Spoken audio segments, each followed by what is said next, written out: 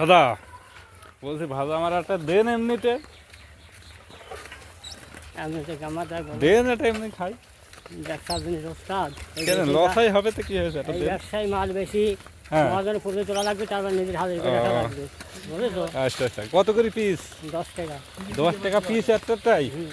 ও আচ্ছা আচ্ছা, তো এমনি এটা দেন লসাই হোক। ব্যবসা করে কেউ, আচ্ছা কমনে যাবেন বেচতে এখন? আমি বাজারের এদিক যাবো। আচ্ছা আচ্ছা আচ্ছা, উপরে কি ছোলা নাকি? ছোলা বাদাম আর কি ওটা কি দাদা? 3-4 দফা। ও আচ্ছা, 3-4 রকমের বেচেন না দাদা? আচ্ছা ঠিক আছে। আচ্ছা দাদা একটা প্যাকেট দেন দাদা, খাই। প্যাকেট দেওয়ার জন্যই তো দিয়ে যাচ্ছি। আচ্ছা তাহলে লাভান একটা দেন। লাগানি লাগবে না।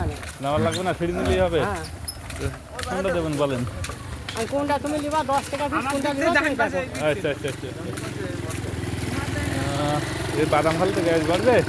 ওই ছোলা ভাজা দেন তাহলে। ছেড়ো, তুমি কোনটা নিবা? ছোলা ভাজা কোনটা নেবো দেন? ছোলা ভাজা, ছোলা ভাজা, ছোলা ভাজা ঝাল মশলা দিয়ে আছে? না মশলা দেওয়া নেই? না, তাহলে কেরাম হবে দাদা? এটাই মশলা দিয়ে আছে? কোনোটাই মশলা দিয়ে না, খালি বাদামি মশলা দাও, মশলা বাদাম মশলা দেওয়া। এগুলো 10 টাকা? হুম।